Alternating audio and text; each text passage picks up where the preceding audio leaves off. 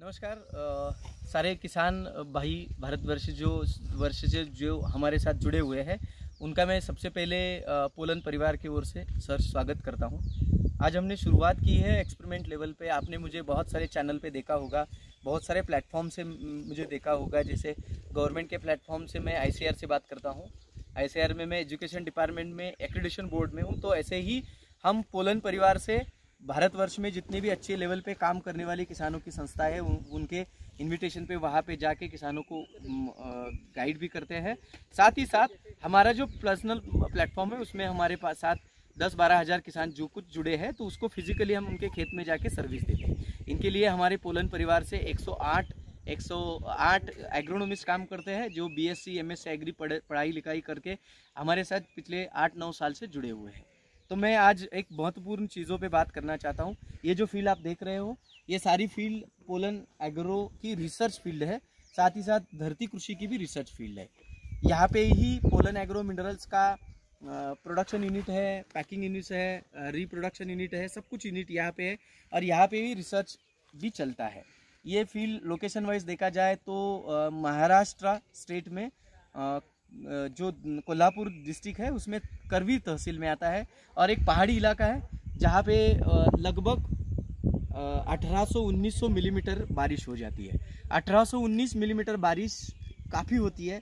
जैसे माना जाता है कि हमारे यहाँ पे इस फील्ड के अगल बगल में 5 से 6 डैम है जो यहाँ पे कभी भी अकाल नहीं गिरी है, इतनी बारिश यहाँ पे हो जाती है। यहाँ से थोड़ा नीचे हम 70-80 किलोमीटर जाते हैं तो गोवा की तरफ कोकन एरिया शुरू होता है। पहाड़ी इलाके घाट के नीचे हम जाते हैं तो पहाड़ी इलाका शुरू होता है। तो इस फील्ड में ऐसे माना जाता है कि गन्ना 30 टन के ऊपर नहीं पकता है, क्योंकि बारिश 4-4 महीने लगातार होती है।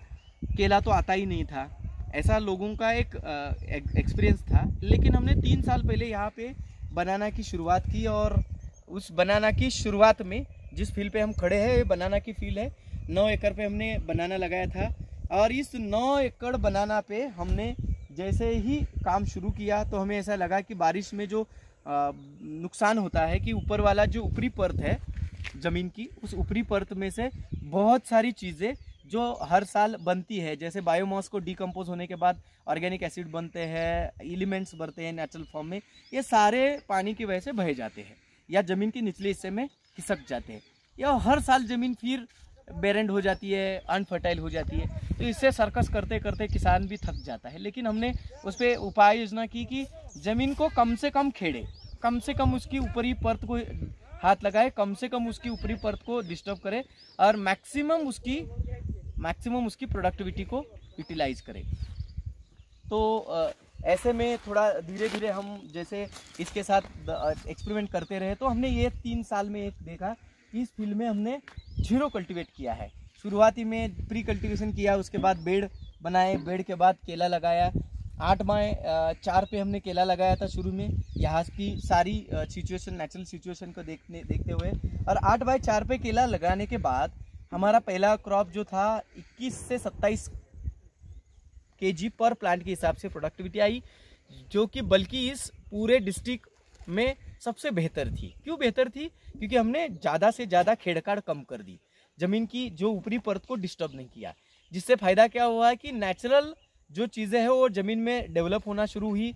ऊपर से वेस्टेज, हर साल शुगर मिल से मिलने वाला फ्रेशमेंट, और उसको डिकम्पोज करने के लिए हमने पानी का बहाव और उसके साथ ही साथ जो नेचुरल जो चीज़ें थी वो ड्रिप से छोड़ी और उससे फ़ायदा हुआ कि डिकम्पोजिंग चलता रहा, ज़मीन की ऊपरी परत फर्टाइल होती गई और उससे पहले साल 21 से 27 किलो की एवरेज आई। दूसरे साल सरप्राइज रहे, हमने 1 मिलीग्राम भी केमिकल फर्टिलाइज़र को डायरेक्ट नहीं यूज़ किया, ना वाटर सोल्यूबल को यूज़ किया। हम दोनों को यूज़ हमने कम कर दिया और उसके सप्लीमेंट्री में हमने क्या किया कि इसके साथ हमने यूज़ किया कि जो हार्ड फर्टिलाइज़र है इसको एसिड वैलेंसी दे के उसको सोल्यूबल बना के जो हमारा पोलन परिवार कर रहा है उसका टेक्निकल सारा डेटा हमने यूज़ किया और उसके तहत हमने उसको सोल्यूबल बनाया फर्टिलाइज़रों को, और उससे हमारा खर्चा बहुत रिड्यूस हुआ। लेकिन दूसरा एक मैजिक हुआ कि हमारा जो भी प्रोडक्टिविटी था दूसरे साल ही वो प्रोडक्टिविटी डायरेक्ट 21-27 किलो की रास हर प्लॉट में आ रही थी। 21 मिनिमम थी एक प्लॉट में, मैक्सिमम 27 थी, जो कि बल्कि पिछले साल की प्रोडक्टिविटी शुरू ही हुई 24 से और 29 तक मैक्सिमम हार्वेस्टिंग पूरा हुआ। इस साल की मैं किसान भाइयों को गर्व के साथ बात करना चाहता हूँ, इस साल हमने 1 मिलीग्राम भी वापस वाटर सोल्यूबल फर्टिलाइजर नहीं यूज़ किया, लेकिन हमने फर्टिलाइजर यूज़ किया। वो क्या किए, जो हार्ड फर्टिलाइजर थे जैसे DAP था, तो डाई अमोनियम फॉस्फेट को हमने एसिड वैलेंसी दी। वो एसिड वैलेंसी के लिए orthophosphoric acid, salt of phosphate use किया और उससे हमने उसकी सोल्युबिलिटी बढ़ाई, इनहेंस की। उसमें अमोनियम सल्फेट से नाइट्रोजन को मैनेज किया और अमाइन नाइट्रेट के साथ साथ अमाइन फॉस्फेट की मात्रा को बढ़ाया और पोटेशियम सल्फेट को उसमें ऐड करके हमने एक मात्रा ये बनाई हर स्टेज के हिसाब से, और हमारा खर्चे को हम 50% से रिड्यूस करके नीचे लाए और उसमें हमें सक्सेस मिला, जिससे ज़मीन की फर्टिलिटी भी डिस्टर्ब नहीं हुई, क्योंकि सोल्यूबल पार्ट 100 सोल्यूबल देने की वजह से सॉइल सेचुरेशन कम हुआ और अवेलेबलाइजेशन भी 3-4 गुना से बढ़ा, जिससे हमारी प्रोडक्टिविटी डायरेक्ट 27-29 से जो 24 से 29 थी वो डायरेक्ट 31 से लेके 39 kg तक चली गई। आखिरी में हमें 39 किलो तक के नुंगर मिले और उसका हमने तीसरा साल अभी हार्वेस्टिंग पूरा किया।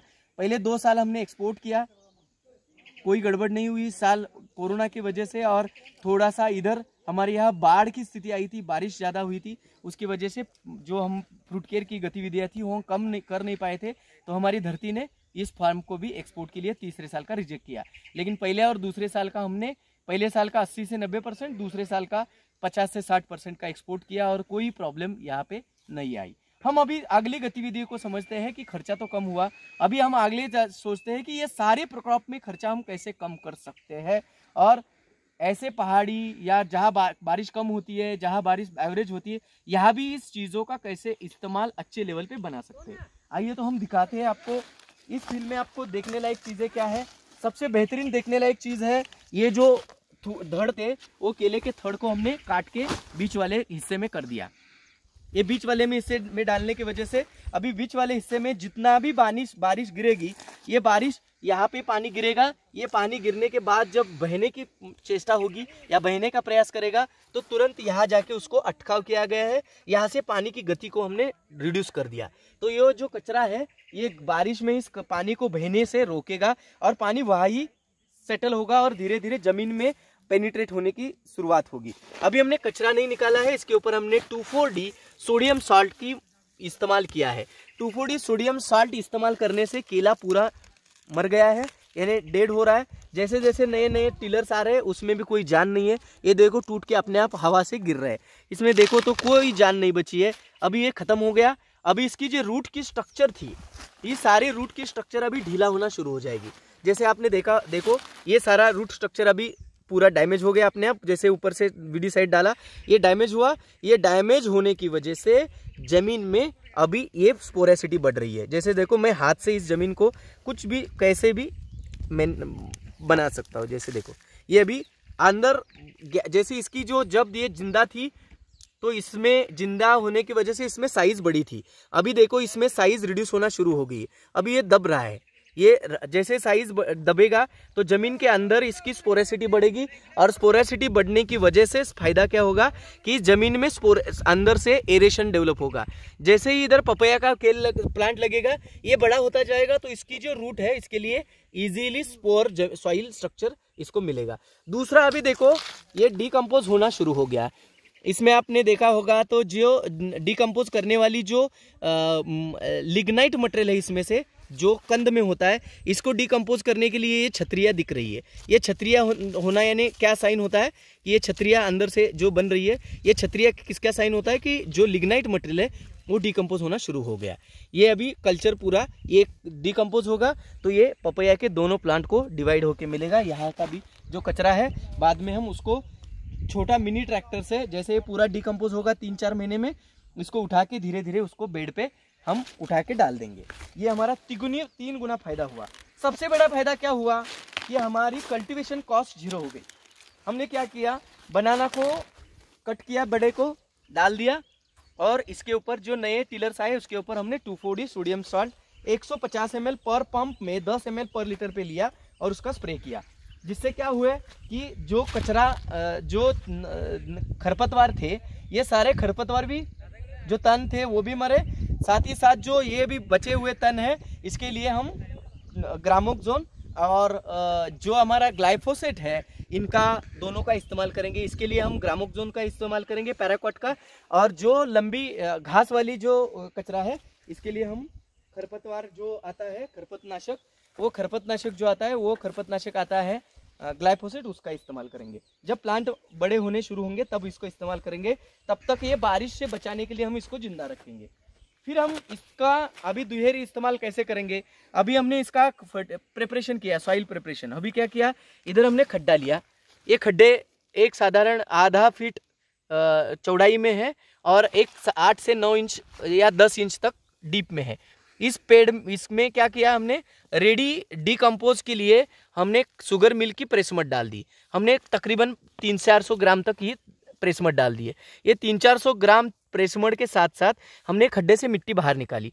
अभी इसके ऊपर हमने क्या किया, पर प्लांट के हिसाब से 10 ग्राम पीएचडी, 10 ग्राम एजेंट, जो कि पीएचडी क्या करता है कि सॉइल स्ट्रक्चर में अभी शुरुआती दौर में ये जो मिट्टी होती है, इस मिट्टी में जो भी पार्टिकल्स होते हैं, सॉइल पार्टिकल, इसमें जो राइजोस्फीयर का स्ट्रक्चर है बनने की सिस्टम नहीं होती है। तो पीएचडी क्या करेगा, इसमें प्लांट हाइड्रोलाइजिंग डायरेक्टर है, इसके पीएचडी को बोलते हैं प्लांट हाइड्रोलाइजिंग डायरेक्टर। ये पीएचडी क्या करेगा, इसमें जो प्राइमरी स्ट्रक्चर जो राइजोस्फीयर का है मूली के साथ, जो छोटे प्लांट के लिए, वो बनाने के लिए काम करेगा और 1.5-2 महीने तक मूली बनाने के स्ट्रक्चर को बढ़ाता रहेगा। ये इसका फायदा है। अभी उसमें हमने दूसरा कन्वर्टेस लिया, पोटेशियम सिलिकेट। ये क्या करेगा, जो भी हमने इसमें फर्टिलाइजर दिए हैं, जिसमें फॉस्फेट है, पोटेशियम है, नाइट्रेट है, सिलिकेट है, साथ ही साथ कैल्शियम है, माइक्रोन्यूट्रिएंट है, इन सारों को मोबिलाइज करेगा। ये क्या करता है, आर्थोसिलेसिक एसिड, मोनोसिलेसिक एसिड और पॉलीसिलेसिक एसिड जो भी कन्वर्टेस में होते हैं, ये पोटेशियम सिलिकेट के साथ जो एसिड्स आते हैं, ये एसिड्स क्या करेंगे, मोबिलाइजेशन का काम करते हैं, जिससे कि टॉक्सिसिटी नहीं बढ़ेगी और फॉस्फेट, कैल्शियम, नाइट्रोजन, पोटेशियम जैसे जो बेसिक एलिमेंट है उसमें से मेजर फॉस्फेट और कैल्शियम को मोबिलाइज करेगा, पोटेशियम को मोबिलाइज करेगा। इसका फायदा क्या होगा, जो प्राइमरी स्टेज पे जो प्लांट होंगे उसकी स्ट्रेंथ और उसका स्टेम अच्छे से डेवलप होगा। ये उसका सबसे बड़ा फायदा है, इसलिए उसको भी हमने 10 ग्राम पर लीटर प्लांट के हिसाब से लिया हुआ है। तीसरा हमने उसमें इस्तेमाल किया है जिप्सम, कैल्शियम सल्फेट, जो कि इधर की सॉइल्स जो भी स्ट्रक्चर है, इसके पीएच ऊपर हो नीचे हो, टॉक्सिसिटी है नहीं है, कुछ भी है, उसको न्यूट्रल कर देंगे। कैल्शियम सल्फाइड या सल्फाइड्स बनाएंगे और उससे सॉइल न्यूट्रल होगी। तीसरा हमें उसमें थोड़ा सा डोलोमाइट यूज़ किया है, जिससे भी सॉइल स्ट्रक्चर डेवलप का काम करेगा। अभी हमने 30 ग्राम डीएपी लिया है, 30 ग्राम 10-26-26 लिया है इसमें, ये खातर के साथ, और ये 30 ग्राम 10-26 के साथ साथ कैसे डालते हैं वो दिखाते हैं। वो ये खादर है, ये हमने शुरू में इस खड्डे में, जैसे ये अभी डालने का काम कर रहे हैं, अभी ये एक जगह पे गिर के प्लांट में डैमेज ना आए, इसलिए इसको फैला के डाला जा रहा है। ये फैला के चारों तरफ से डालेंगे हम खड्डे में। फिर ये फैला के जो डाला हुआ है जो खातर है, जिसमें 10-26-26 30 ग्राम, 24-24-24 30 ग्राम, और साथ ही साथ इसमें मैग्नीशियम सल्फेट 10 ग्राम, और सबसे बेस्ट जो पोलन परिवार का एक सबसे बड़ा जो रिसर्च प्रोडक्ट है वो है न्यूट्रीपोल SF, जो कि जॉर्डन देश के बाद इंडिया में पहली बार हमने इथाइल चिलेशन का प्रयोग किया और इथाइल चिलेशन बेस पे हमने उसको लॉन्च किया है। और उस प्रोडक्ट को सॉइल में हमने माइक्रोन्यूट्रिएंट की रिक्वायरमेंट के लिए शुरू में 10 से 15 ग्राम पर प्लांट के हिसाब से लिया है। और इस सारे मिक्सचर में हमने एक इंसेक्टिसाइड डालना है, थिमेट जैसा या फोरेट जैसा 5 ग्राम। इसको मैंने खड्डे को साफ किया। अभी लगाने की गतिविधियाँ कैसे हो रहेगी, अभी इस खड्डे को साफ किया, इसके बाद हमने जो मिट्टी बाहर निकाली थी, इस मिट्टी को मैं अंदर डालूंगा। इस मिट्टी के साथ खड्डे में जितना भी प्रेसमड डाला है, इस तीनों चीजों को मैं इकट्ठा मिक्स करूंगा, जिससे कि जो बाइंडिंग है वो मिट्टी के साथ फर्टिलाइजर और ऑर्गेनिक कंपोनेंट्स का बाइंडिंग होगा। और ये बाइंडिंग से फायदा होगा कि पानी, सॉइल स्ट्रक्चर, ऑर्गेनिक एलिमेंट्स और केमिकल फर्टिलाइजर, ये चारों इकट्ठा जब आएंगे तो एसिडिटी एक साथ सारे खड्डे में फैल जाएगी, एक जगह पे नहीं होगी, जिससे कि प्लांट को कोई नुकसान नहीं होगा, हार्मफुल नहीं होगा। जितनी मिट्टी मेरे लिए कम है ये खड्डा, उतना मैं मिट्टी से अगल बगल की लेके भरूंगा, जिससे कि मुझे इस खड्डे की मिट्टी के साथ इसको मिक्स करने में आसानी हो। जैसे ये मेरा पूरा प्रिपरेशन हो गया। ये प्रिपरेशन होने के बाद हम अभी आगे की गतिविधियां देखेंगे कि इसको प्लांटेशन कैसे किया जाएगा। अभी हम इसे एक दिन 2 दिन का ड्रिप चलाएंगे, जिससे फायदा होगा कि इसका जो भी सोल्युबिलिटी है मिल जाएगा। अभी आपको फर्टिलाइजर इधर से गायब हो गया, ये फर्टिलाइजर गायब हुआ। अभी आपकी थोड़ी सी मेहनत है, जहाँ बचाई है उस बचाई हुई मेहनत को इधर इस्तेमाल कर दीजिए, थोड़ा बहुत खर्चा इधर लगाइए, जिससे आपको फायदा होगा पूरे साल 2 साल का, जिससे हमारी कल्टीवेशन कॉस्ट के साथ साथ इधर हेल्थ ऑफ प्रैक्टिस भी बढ़ेगी। ये मैंने इधर इकट्ठा करा, इकट्ठे करने के बाद ये मिक्स हो गया। अभी मिक्स होने के बाद अभी लगाने की गतिविधि की शुरुआत होगी। अभी हम पानी लेंगे और पॉज कर पानी, ठीक है। तो अभी ये खड्डा जो तैयार हुआ है, इसमें हम अभी 1 लीटर तक पानी डालेंगे। प्लीज पानी का 1 लीटर तक का हम पानी डालेंगे। सेंटर लगे हाँ, बस ये पानी से ही इस खड्डा, मिट्टी, ऑर्गेनिक जो भी पार्टिकल्स थे, प्रेसमेंट था, जो मेरे पास, जो आपके पास होगा ऑर्गेनिक कंपोनेंट्स, वो इस सारी चीज़ों को मैं मिक्स कर रहा हूँ। अभी ड्रिप चलेगा तो इतना पानी लेने की ज़रूरत नहीं है। मैंने अभी ड्रिप चलाई नहीं है मैं, लेकिन अगले 2 दिन ड्रिप चलाऊँगा। उसके बाद ये हमारा खड्डा तैयार, लगाने की प्रोविज़न, इसमें ऐसा पानी डालेंगे, इतना ये रबड़ी बनी, ये रबड़ी में हमारी गतिविधियाँ स्टार्ट होगी, जिससे कि आपकी केमिकल फर्टिलाइज़र की टॉक्सिसिटी से या उससे जो केमिकल रिएक्शन होगा, जिससे प्लांट को कोई नुकसान नहीं होगा।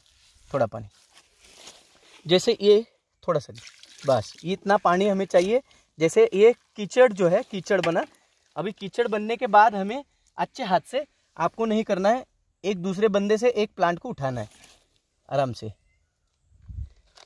ये पपाया का प्लांट है, बस निकाल लो ना इसको।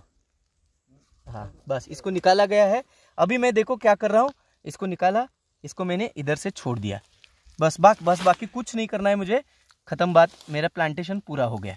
ये हम चीज़ करते हैं तो ये जब खड्डा आधे घंटे के बाद सूखेगा तो ये पूरा खड्डा टाइट होगा, यहाँ पे कोई हमें दबाने की ज़रूरत नहीं और ये प्लांट मरेगा नहीं। ख़त्म। Thank you. आगे की मैं गतिविधियाँ जो भी होगी साल भर, इससे केले में पपैया कैसे लगाया जाता है, पपैया के बाद गन्ना कैसे लगाया जाता है, या वापस केला कैसे लगाया जाता है 0 कल्टीवेशन से, जिससे काफ़ी मात्रा में हम पपैया या केले को दोनों को भी 50 से 60 हज़ार के खर्चे में 1 एकड़ की उत्पादन लेने में सक्षम हो सके। केमिकल फर्टिलाइज़र के खर्चे को और कैसे रिड्यूस करें, और टेक्निकल सपोर्ट हो तो कुछ भी करा जा सकता है। लोगों में बहुत सारी चीज़ों में जो कन्फ्यूजन होते हैं, ये ऐसे बोल रहा है, वो ऐसे बोल रहा है, हर एंगल से देखा जाए तो हर आदमी अपनी अपनी जगह पे सही है, लेकिन हमें वो करना है जो और बेहतरीन किया जा सकता है। जो अभी गतिविधियां हमने की टेक्निकल वाइज आप देख लो। आप अगर अनकल्टिवेटेड लगा रहे हो या किसी सामान्य जगह पे लगा रहे हो जहाँ पे केले में पपैया नहीं है, वहाँ भी अगर पपैया आपको लगाना है, वहाँ भी केला आपको लगाना है, तो मैं आपको आह्वान करता हूँ और आपको विनती करता हूँ, यहाँ पे 2-3 हज़ार का 1 एकड़ में खर्चा करो, लेकिन ये सारी गतिविधियों को फॉलो करो, जिससे फ़ायदा होगा कि एयर लिंक नहीं जाएगा, मोर्टेलिटी नहीं आएगी, और आपका बेसिक है गड़बड़ी मत करो।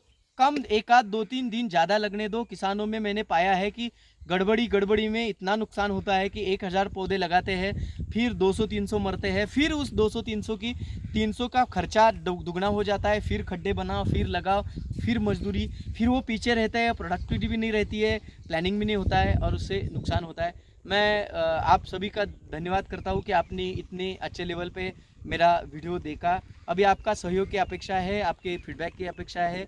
अगर आप अच्छे लेवल पे फीडबैक देंगे तो हम और भी बेहतर आपके लिए करते रहेंगे। ये तो एक शुरुआत है, अभी इसकी पूरे रिकॉर्ड आपके इसी हमारे यूट्यूब के चैनल से, जो नॉलेज बिल्डिंग के चैनल से आपको पूरे साल मिलती रहेंगे। धन्यवाद। मैं सागर कोपर्डेकर आपके साथ जुड़ा रहूँगा, आपके साथ और आपके लिए। धन्यवाद।